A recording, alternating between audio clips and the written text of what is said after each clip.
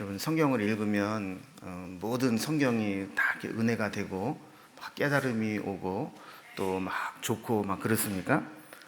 아마 대부분 성경을 이렇게 볼 때 어떤 부분은 쉽게 이해가 되고 또 아멘이 저절로 나오고 은혜가 되는 부분이 있는가 하면 어떤 구절은 이해도 안 되고 아멘도 안 나오고 논란의 여지가 생기는, 또 심한 경우에는 하나님 너무하신 거 아닌가, 이런 생각이 드는 부분도 있습니다. 근데 우리가 오늘부터 살펴보게 되는, 오늘 또 다음 주 살펴보게 될 내용은 사실 우리가 잘 따져보면 쉽게 납득이 안 되고 이해가 안 되고 받아들이기 힘든 논란의 여지가 있는 그런 말씀입니다. 오늘 제목과 같이 하나님의 선택과 유기라는 제목의 말씀인데요. 이 선택과 유기라는 게 무슨 뜻인가? 하나님의 뜻대로 누군가는 택하시고 또 하나님의 뜻대로 누군가는 버리신다는 겁니다. 자, 이렇게 됐을 때 도대체 누가 하나님께 선택을 받을 수 있고 또 누구는 왜 버림받아야 되는가 하는 의심이 생기게 됩니다. 또 닭이 먼저냐 또 계란이 먼저냐 하는 것과 마찬가지로 항상 이 교리를 공부하면 문제가 되는 게 예정론과 자유의지론의 충돌입니다.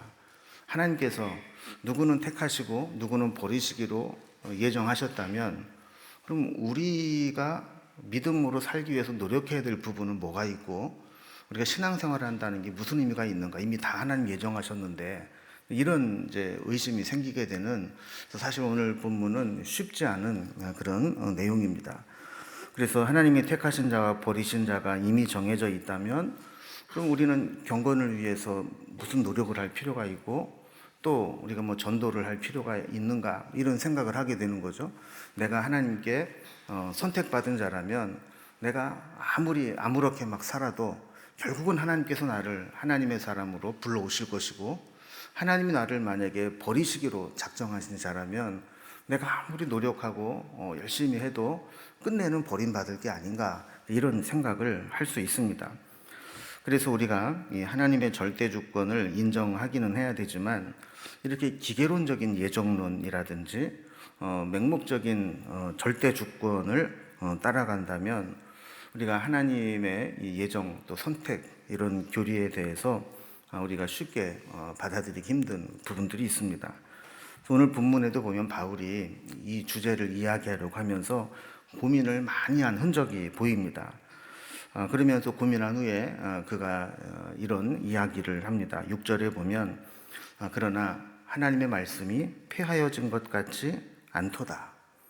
그러니까 우리가 이런 것들을 막 논리적으로 막 생각을 하고 내 머리로 다 이해하려고 하다 보면 하나님 말씀이 모순이 있는 게 아닌가, 하나님 말씀이 잘못된 게 아닌가, 하나님 말씀이 뭔가 폐지되어야 될 것이 아닌가, 이런 생각이 있지만 그런 모순이나 틀림이 없다는 겁니다. 또 14절 말씀에도 보면 그런즉 우리가 무슨 말을 하리요? 하나님께 불의가 있느냐? 그럴 수 없느니라. 우리가 생각할 때는 하나님이 하시는 것이 불의한 것처럼 보이는 것이 있지만 하나님의 관점에서 보면 불의하지 않다라는 겁니다. 그래서 하나님 말씀에는 모순도 불의함도 없다라는 거죠. 그러면 이 바울이 고민하고 또 우리에게 설명하고자 하는 것은 무엇일까요? 하나님이 예정하신 대로 하나님의 뜻대로 하시고자 할 때 이걸 우리가 어떻게 받아들여야 하느냐 하는 겁니다. 18절 말씀에 보면 이런 이야기가 나오죠. 그런즉 하나님께서 하시고자 하는 자를 긍휼히 여기시고 하시고자 하는 자를 완악하게 하시느니라. 그러니까 하나님께서 누구는 하나님께서 긍휼히 여기시려고 은혜를 베푸시고 누구는 멸망에 이르도록 하기 위해서 완악하게 하셨다. 이렇게 하나님께서 예정하셨고 그렇게 선택하시고 버리셨다면 이걸 어떻게 우리가 받아들여야 되느냐 하는 겁니다. 그래서 우리가 하나님의 이런 선택, 하나님의 예정, 하나님의 주권, 이런 교리를 우리가 받아들이는 것들을 보면 그 사람의 어떤 신앙의 영적인 수준을 알 수 있습니다. 하나님이 하시고자 하는 자를 긍휼히 여기시고 하나님이 하시고자 하는 자를 완악하게 하신다. 그랬을 때 이 하나님의 선택과 주권 아닙니까? 그럴 때 우리가 그래, 여기에는 우리가 다 깨닫지 못하는 하나님의 뜻이 있을 거야. 그러니까 이걸 하나님의 관점에서 우리가 받아들이고 이해를 해야 돼. 이렇게 생각하는 이것이 믿음이라는 거죠. 그래서 우리가 하나님이 하시는 일과 하나님의 성품에 대해서 이 절대적인 신뢰와 믿음을 가지고 있는 사람은 하나님의 절대적인 이 주권을 말씀을 들어도 그래, 하나님이 오르신 뜻대로 하셨을 것을 우리는 믿습니다. 이렇게 고백을 하게 됩니다. 그런데 아직 하나님에 대한 절대적인 믿음이 공고하지 못한 사람들은 아무리 하나님이라도 하나님 마음대로 해도 되는 거야? 하나님이라고 해도 좀 불합리하고 모순이 있는 거 아니야? 이런 생각을 할 수 있다는 거죠. 사실 이러한 주제는 논리적으로 우리가 받아들이는 것과 또 신앙적으로 받아들이는 것에는 차이가 날 수 있습니다. 어떤 면에서 보면 이거를 또 교리적이고 신학적이고 논리적으로 받아들이기보다 체험적이고 신앙적인 부분으로 받아들이는 것이 쉬울 수 있습니다. 그리고 우리가 살다 보면 정말 이해가 안 되는 일들을 만날 때가 있지 않습니까? 왜 나에게 그런 일이 일어나야 되는가? 이해할 수도 없고 받아들일 수도 없고 정말 기가 막힌 상황을 만날 때가 있습니다. 이때 하나님이 하시는 말씀이 들려지게 되면 의외로 쉽게 해석이 될 때가 있습니다. 정말 기가 막힌 일을 만나서 절망 중에 주저앉아 있는데 하나님께서 내게 그런 음성을 들려주시는 거예요. 이제 그만 슬퍼해라. 그 일 또한 내가 한 일이다. 내가 허락한 일이니 슬퍼하지 마라. 이렇게 말씀하시는 것을 내가 정말 들었다면 그때는 정리가 될 수 있습니다. 그렇구나. 내가 지금은 다 이해되지 않지만 하나님이 하신 일이고 하나님의 뜻이 그 속에 있다고 말씀하시니 내가 깨달을 때까지 기다려보면 언젠가는 나에게 이런 환경을 허락하신 하나님의 뜻을 내가 이해할 수 있을 때가 오겠지. 이렇게 이제 받아들이게 되는 겁니다. 여러분, 사실 그렇지 않습니까? 하나님이 그렇게 하셨다는데 내가 고민한들, 부정한들, 반발한들, 하나님께 대적한들 뭐가 달라지겠어요? 하나님이 그렇게 하셨다는데. 그래서 우리에게 이것이 하나님이 그렇게 하셨다, 이것이 받아들여지게만 된다면 사실 우리는 이런 선택과 예정과 또 절대주권 이런 문제에 대해서 고민하지 않을 수 있습니다. 그래서 이렇게 하나님의 뜻을 받아들일 수 있는 사람, 이런 사람들은 사실 시험에 잘 들지 않습니다. 또 시험에 들어도 쉽게 이겨낼 수 있습니다. 설령 나에게 정말 힘들게 하고 막 고통을 주고 가시 같은 역할을 하는 사람이 있어도 우리가 받아들일 때 하나님께서 나에게 필요해서 저런 사람도 내 곁에 두신 거야. 이렇게 우리가 받아들이게 된다면 그 사람에 대해서 미워하는 감정을 갖거나 또 분노하거나 보복하고 싶은 생각이 들거나 그러지 않습니다. 그러나 하나님의 뜻을 생각하지 않고 그저 내 입장에서만 생각을 하게 되면 이게 내 뜻대로 되지 않을 때 그 사람이 한없이 미워지기도 하고 감정적으로 대립하기도 하고 또 분노하는 상황이 생기고 나중에는 보복하고 싶은 이를 부득부득 갈면서 언젠가 한번 걸리기만 걸려라 이러면서 복수하고자 하는 마음을 갖게 되는 것이죠. 그래서 이런 상황을 허락하신 하나님도 싫고 교회도 나오기 싫고 사람도 꼴보기 싫고 이렇게 되면서 시험에 드는 겁니다. 그런데 하나님께서 이스라엘 백성들을 가나안 땅에 허락하시면서 그 주변에 블레셋이라든지 이방 민족을 남겨두시면서 하나님이 하신 말씀이 있습니다. 너희들이 내쫓지 않고 남겨둔 저들은 너희들에게 가시 역할을 할 것이다. 그래서 이스라엘 백성들이 교만하고 하나님의 뜻을 따르지 않을 때 하나님은 그 주변에 있는 이방 민족들을 힘을 주어서 이스라엘을 공격하게 만들고 가시 역할을 하게 만든 거예요. 그래서 그들에게 찌를 때마다 왜 우리가 이런 수모를 당해야 되지? 왜 저 이방인들에게 우리가 고통을 당해야 되지? 우리가 잘못했기 때문이구나. 이거를 발견하고 깨닫게 했다라는 겁니다.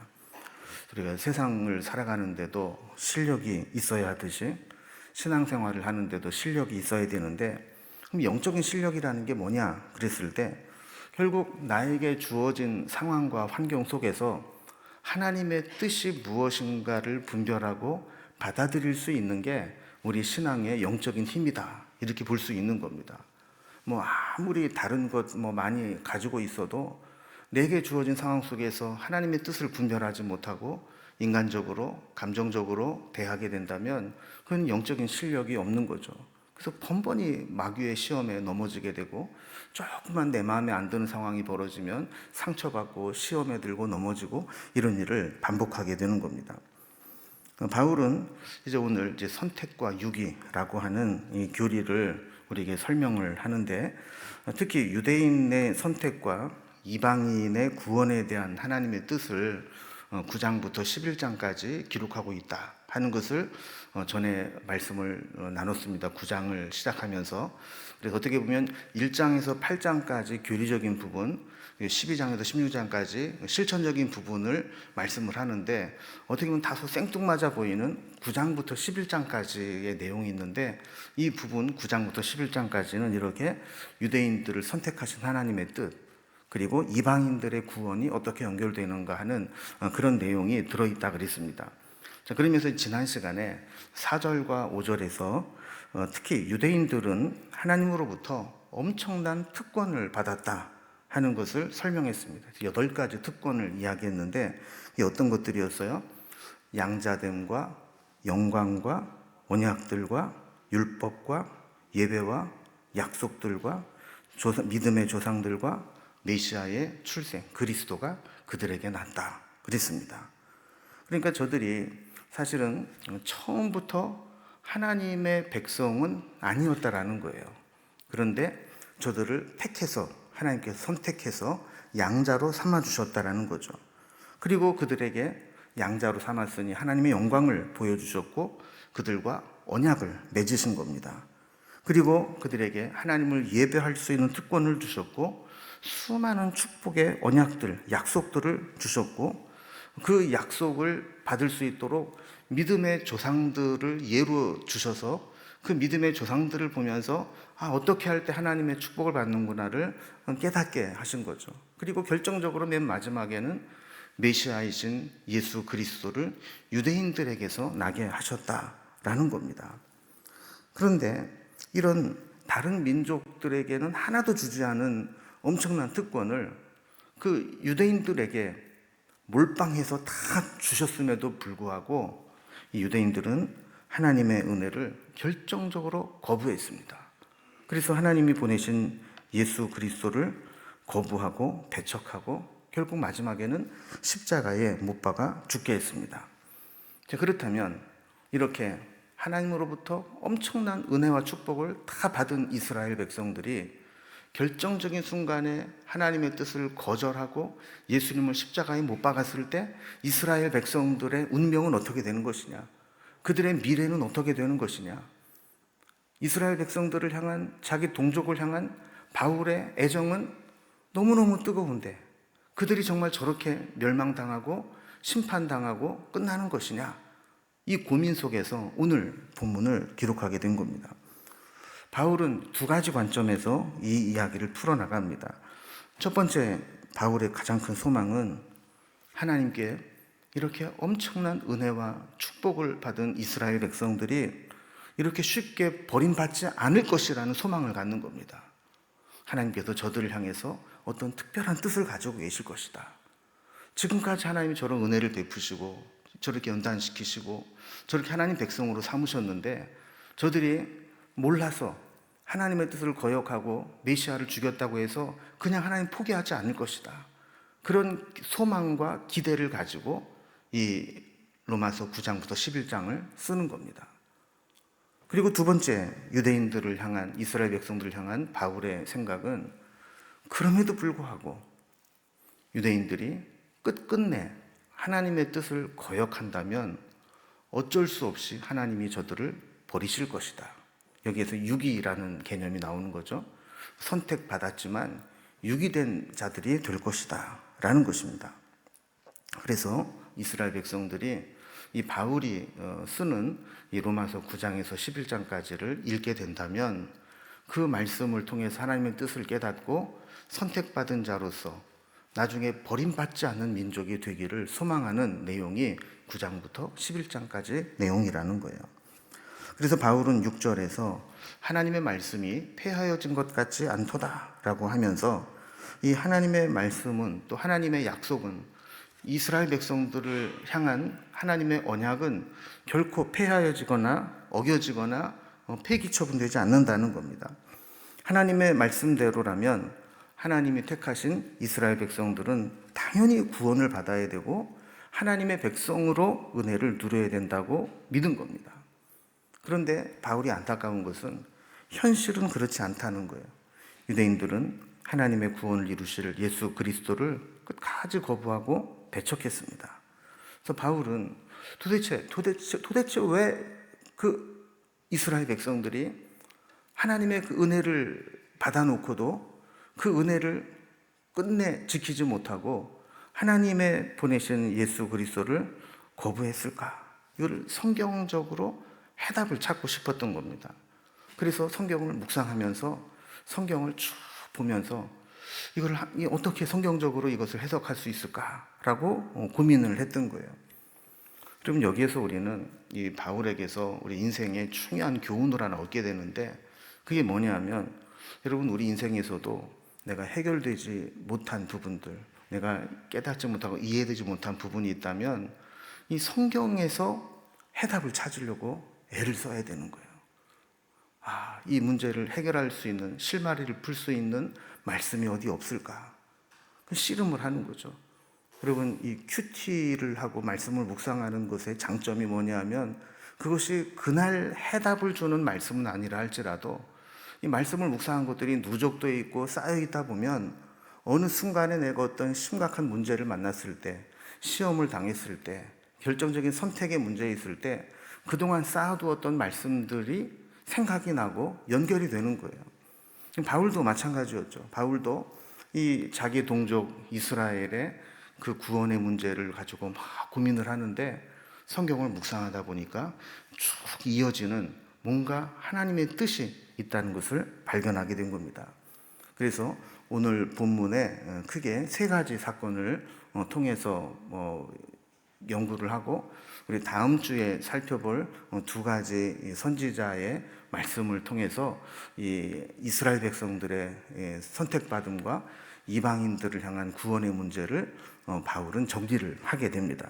그래서 오늘은 앞에 세 가지를 좀 살펴보게 되는데 첫 번째는 이 아브라함의 아들 이삭과 이스마엘을 통해서 누구는 구원받고 누구는 왜 선택받지 못했느냐 하는 부분을 이제 살펴보았고, 두 번째는 이삭의 아들 야곱과 에서를 통해서 왜 누구는 하나님 앞에 큰 자가 되고 누구는 그를 섬기는 자로 태어나기 전부터 예정되어야 됐느냐.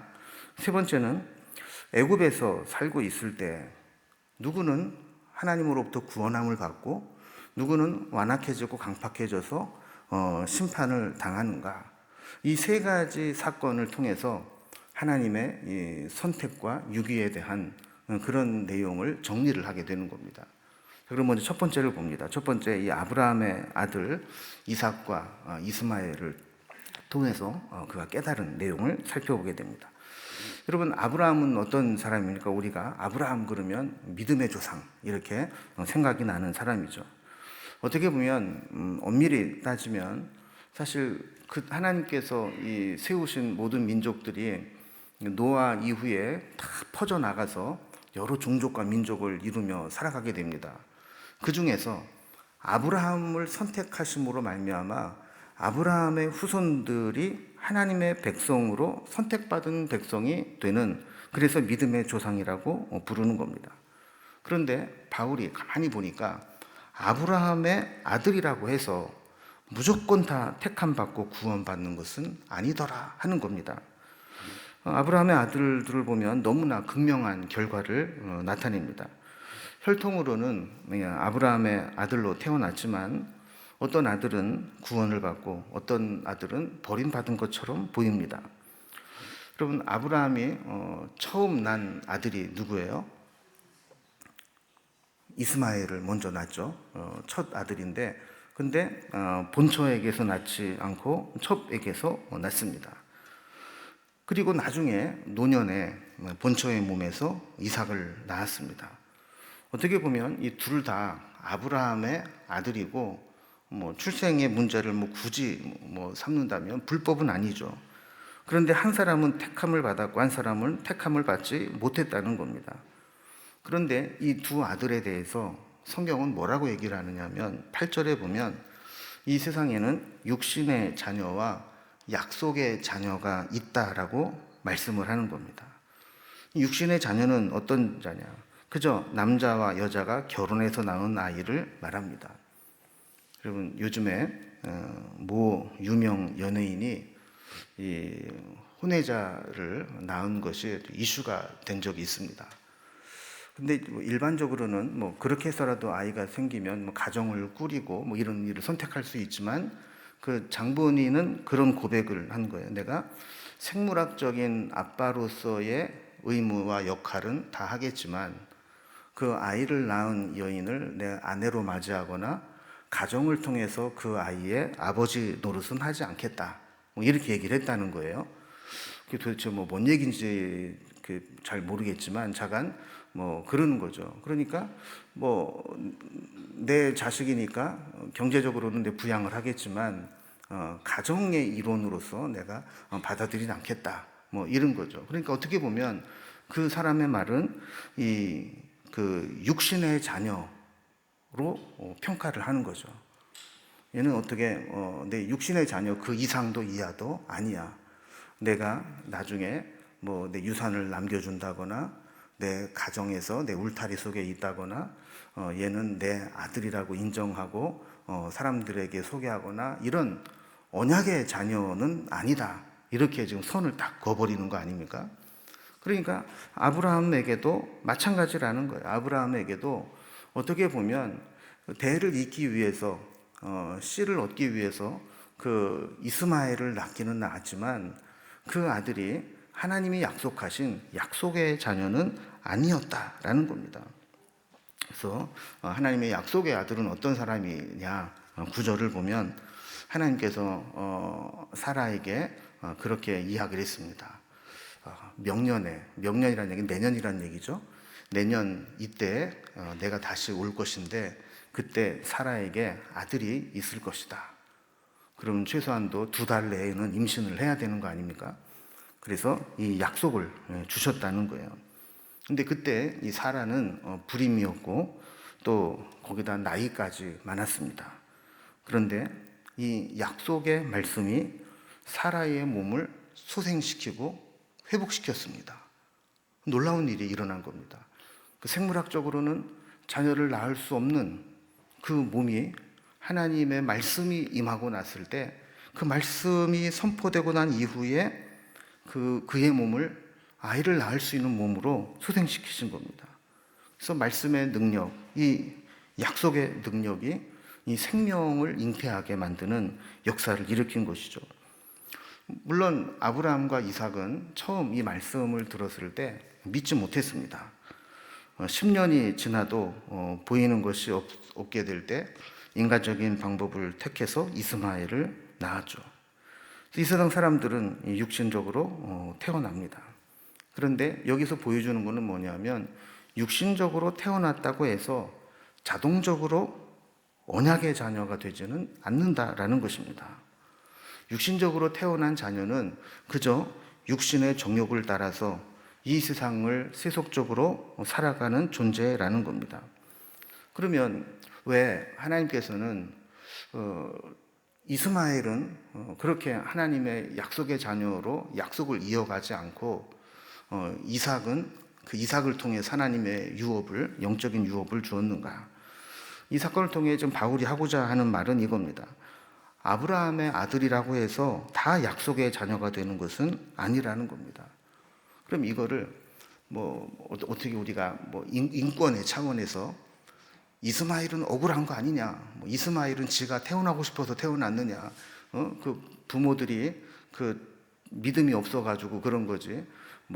그러면서 아예 인권의 입장에서 지금 설명하는 것이 아니라 바울이 말하고자 하는 것은 뭐냐면 아브라함의 자식이라 할지라도 하물며 약속을 따르지 않은 자는 저절로 약속의 자녀가 되지 못한다면 유대인도 마찬가지라는 겁니다.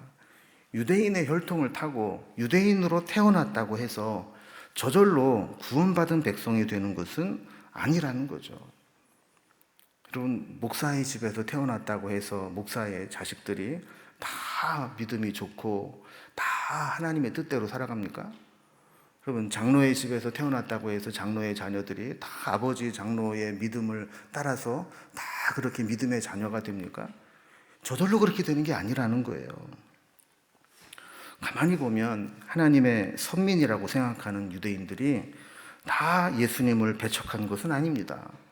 여러분, 가만히 보세요. 예수님을 낳은 요셉과 마리아, 유대인입니까? 이방인입니까? 유대인이죠. 또 예수님을 영접하고 예수님의 앞길을 예비한 세례 요한, 이 사람 역시 유대인입니다. 예수님의 12제자와 초대교회 교인들 대부분 유대인이었습니다. 처음에는 그렇게 핍박을 했다가 나중에 예수님 만나고 사도가 된 바울 역시 유대인입니다. 저들은 처음에는 다 소수였지만 예수님을 영접하고 구원받은 후에 하나님의 약속을 유업으로 받은 자들입니다. 그래서 바울이 지금 이 이스마엘과 이삭의 예를 드는 것은 유대인들도 비록 이방인들에 비하면 이삭과 같은 자로 태어났지만 그렇다고 해서 그것이 저절로 하나님의 유업을 받는 것은 아니다라는 것을 이야기하고자 하는 겁니다. 두 번째 예를 드는 것이 이제 이삭의 아들 에서와 야곱에 대한 예입니다. 이 두 번째 이야기는 사실 더 이해하기가 어렵습니다. 왜냐하면 하나님께서 이 에서와 야곱을 태어나기 전부터 예정하셨다는 거예요. 13절 말씀을 보면 야곱과 에서에 대해서 이야기를 하는데 내가 야곱은 사랑하고 에서는 미워하였다 하심과 같으니라 그랬어요. 여러분, 야곱을 사랑하고 에서를 미워했다는 것은 사실 우리가 이해하기가 너무 힘든 겁니다. 왜냐하면 여러분, 이스마엘과 이삭은 그래도 엄마가 다르고 그 출생의 배경이 다르잖아요. 그런데 이삭이 낳은 에서와 야곱은 쌍둥이란 말이에요. 엄마 리브가 뱃속에서 쌍둥이로 있다가 태어났는데 이 사람이 누구는 사랑하고 누구는 미워함 받기로 태중에서부터 그렇게 결정이 되었다는 거예요. 나중에 그들이 한 짓을 보고 저놈은 미움받았어, 저놈은 좀 사랑받을 만해, 이런 게 아니라 태중에서 지들이 죄를 짓는들 뭔 죄를 그렇게 졌겠습니까? 기껏해야 엄마 배를 발로다 세게 찬 거 이런 거밖에 더 있겠어요? 그런데 그것이 그들의 운명을 결정 지을 만한 것이냐 하는 거죠. 11절을 보면 저들의 어미 리브가가 임신을 했을 때 그 자식들은 아직 나지도 아니하고 무슨 선이나 악을 행하지도 아니할 때 택하심을 따라 되는 하나님의 뜻이 행위로 말미암지 않고 오직 부르시는 이로 말미암아 서게 하려 하셨다. 그러니까 이 말을 쉽게 얘기하면 그들이 어떤 행위가 있어서 누구는 사랑하고 누구는 미워한 게 아니라는 겁니다. 그래서 어느 신학자가 토론을 하면서 이야기를 했대요. 어떤 학자가 나는 하나님이 태어나기 전부터 에서를 미워하셨다는 말을 이해할 수가 없네. 그러니까 또 한 학자가 그렇게 얘기를 했대요. 근데 나는 하나님이 야곱을 사랑했다는 것은 더 이해할 수가 없네. 이렇게 이야기를 했대요. 그럼 사실 둘 다 맞는 말이죠. 미움받을 짓을 해서 미움을 받고 사랑받을 짓을 해서 사랑을 받는다면 누구나 이해할 수 있는 거죠. 그런데 태어나기 전부터 에서는 미움을 받았다. 너무 불공평해 보이는 겁니다. 그러면 야곱은 태어나기 전부터 사랑받을 만한 자격이 있느냐? 여러분, 안 그렇습니다. 여러분, 야곱의 인생을 보면 인생 자체가 민폐요, 사기요, 이기적인 결정체입니다. 그런데 그런 야곱이 사랑을 받다니 이것 역시 불공정이요, 특혜입니다. 에서의 입장에서 보면 진짜 땅을 치고 통곡을 할 노릇입니다. 그래서 이 예정론의 교리처럼 공격을 많이 받는 교리도 그렇게 많지 않을 겁니다. 그래서 이 말씀은 우리의 이성으로는 해석이 어려운 말씀이죠. 그래서 예정론이라고 하는 교리는 이런 공격을 하면 방어하기가 힘든 그런 이제 교리 중에 하나입니다. 그러니까 하나님이 택하실 자를 이미 정해 놓으셨다면 택함 받지 못한 자는 뭘 그렇게 잘못해가지고 택함 받지 못하느냐, 이런 불공정해 보이는 교리죠. 그러면 하나님은 왜 예정하셨을까? 우리는 이것을 고민을 해볼 필요가 있습니다. 여러분, 사실 야곱과 에서는 우리 사람의 입장에서가 아니라 하나님의 기준으로 보면 둘 다 구원받기가 어려운 자입니다.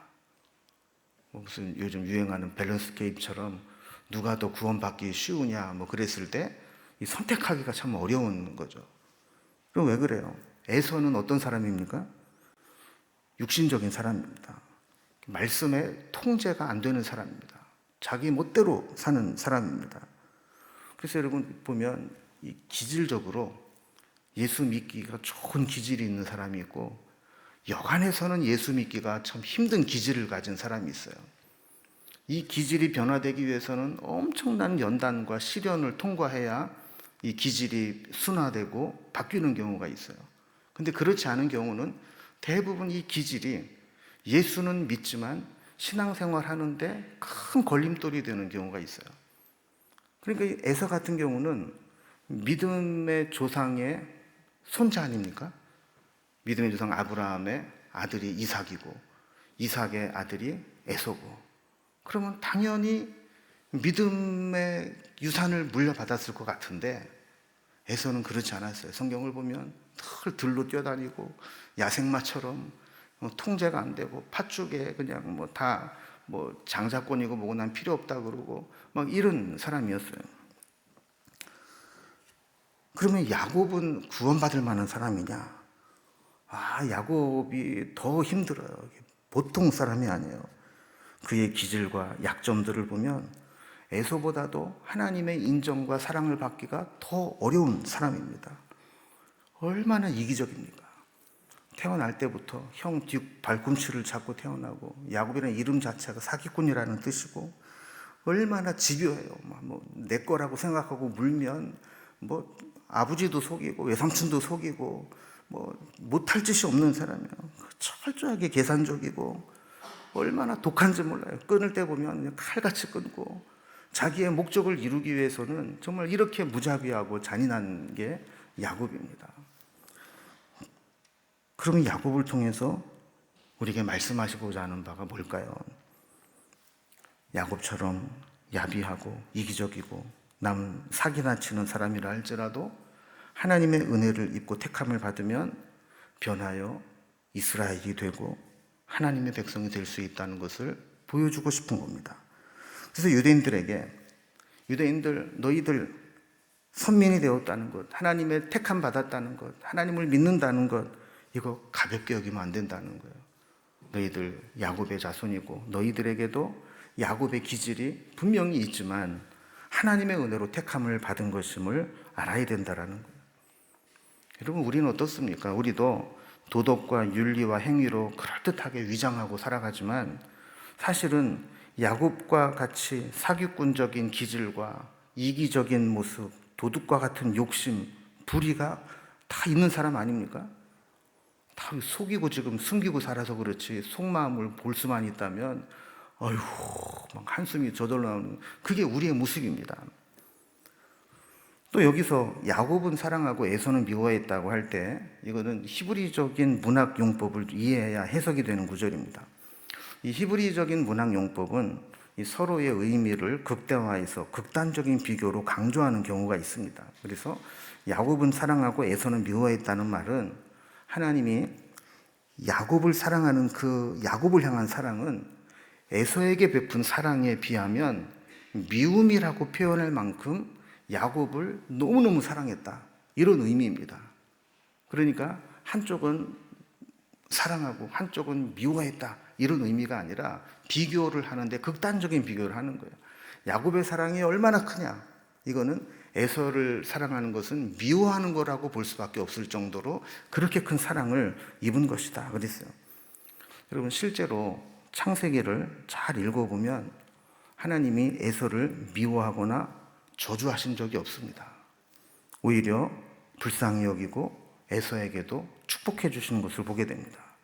야곱과 같이 에서에도 메시아가 되는 그런 영적인 가문을 이루는 축복은 아니었지만 에서에게도 그가 살아가면서 이 세상에서 필요한 축복을 다 해주셨어요.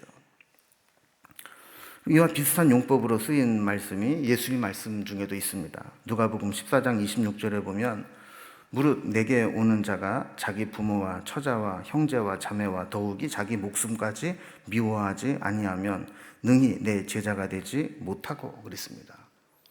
예수님을 따르는 데 있어서 자기 부모, 처자, 형제, 자매, 자기 목숨을 미워해야 주님의 제자가 될 수 있다. 그러면 이 얘기를 잘못 해석을 하면 내가 가지나 집에서도 별로 환영받지 못하고 식구들도 별로 안 좋은데 그래 내가 예수님을 따르면서 왼수 같은 집안이랑 내가 단절해야 되겠다, 여러분 이렇게 쓰는 말이 아니라는 거예요. 이 말씀의 원뜻은 예수님을 사랑하고 예수님을 따르는 마음이 어느 정도로 커야 되느냐, 예수님을 사랑하는 그 사랑에 비하면 일반적으로 사람들이 사랑하는 부모, 형제, 자매, 처자, 그리고 자기 목숨, 이 사랑이 미워하는 것으로 느낄 정도로 주님을 향한 마음이 커야 된다라는 것을 히브리적인 용법으로는 그렇게 표현을 하고 있다는 거예요. 그래서 우리가 오해해서 하나님이 누구는 사랑하고 누구는 미워한데 이렇게 해석을 하면 안 된다라는 거죠. 또 이 야곱은 야곱 한 사람을 의미하는 게 아닙니다. 그에게 있어서 그의 자손들이 다 이스라엘 민족이 되는 거죠. 그래서 선택의 교리, 예정의 교리가 유기된 입장에서 보면 참 모순적이고 불공정하고 분노할 만한 내용이지만 선택받은 입장에서 보면 그것처럼 감사하고 또 은혜로운 게 없는 거예요. 그래서 이스라엘 백성들에게 너희도 야곱의 후손이고 야곱과 같은 기질이 있지만 너희들을 하나님이 선택하셨다라는 것을 알아야 된다, 은혜로 받아들여야 된다, 이런 얘기입니다. 세 번째, 바울이 깨달은 선택과 유기의 교리에 대해서 성경의 내용은 모세를 통해서 주신 바로 왕과 이스라엘 백성의 말씀입니다. 15절 말씀을 보면 하나님께서 이스라엘 백성들을 출애굽시키면서 모세에게 한 말이 있습니다. 내가 긍휼히 여길 자를 긍휼히 여기고 불쌍히 여길 자를 불쌍히 여기리라. 사실 하나님의 입장에서 보면 이스라엘 백성들을 긍휼히 여기고 불쌍히 여겨서 출애굽시켜서 가나안 땅으로 이끌어내실 의무나 이유는 없습니다. 그러나 하나님이 그들을 불쌍히 여기시고 긍휼히 여기셨기 때문에 그들을 출애굽시키셨다라는 거예요. 그러니까 이스라엘 백성들이 구원받은 것도 저들의 어떤 행위가 뛰어났거나 믿음의 결단을 했거나 헌신이 있거나 그런 칭찬받을 만한 일을 해서 그런 것이 아니고 하나님의 긍휼하심과 불쌍히 여기심 때문에 구원받았다는 거예요.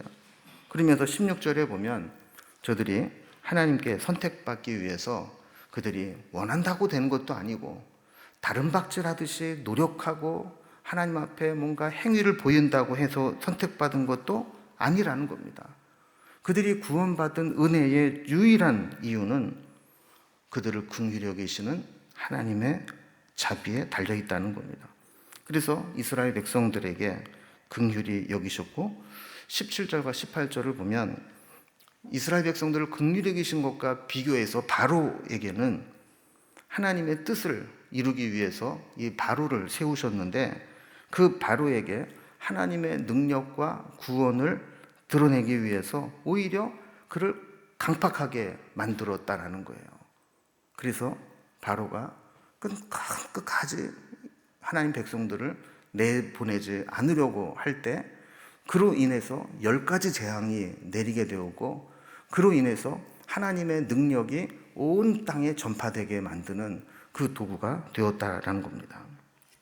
하나님의 주권에 생각할 때도 이 버림받은 입장에서, 바로의 입장에서 보면 억울한 일이지만 선택받은 이스라엘 백성들의 입장에서 보면 너무나 감사하고 은혜스러운 일이죠.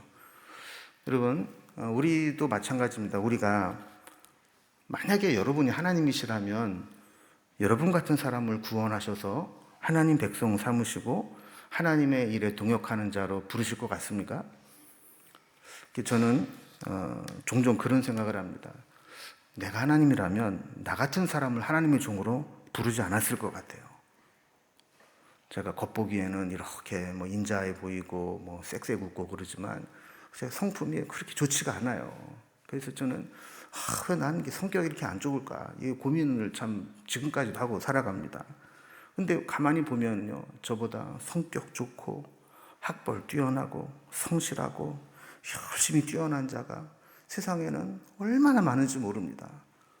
내가 하나님이라면 난 나 같은 사람 안 써요. 그런 사람 찾아가지고 조금만 손대면 얼마나 훌륭하게 하나님의 종으로 쓰임 받겠어요.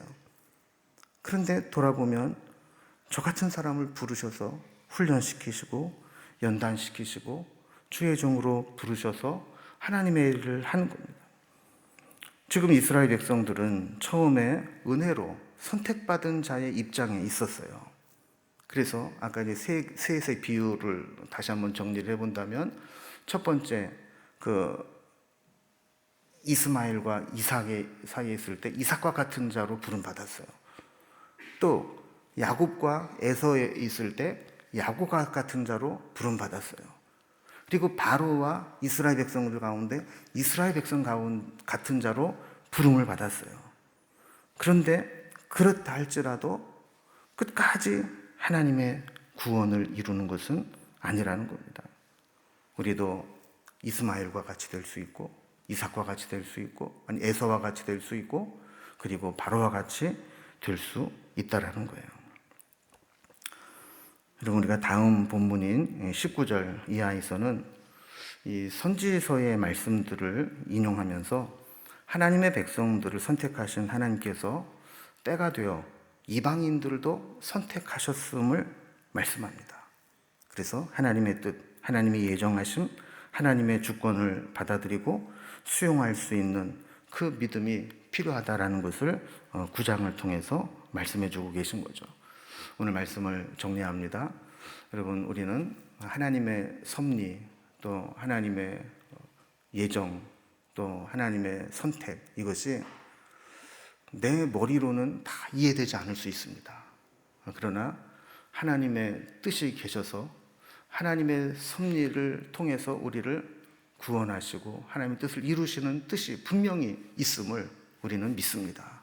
그래서 내 주변에, 내 옆에 주어지는 상황과 환경들이 어떠하든지 간에 그것을 통해서 하나님의 뜻을 이루어 나가는 저와 여러분이 될 수 있기를 주님의 이름으로 기원합니다.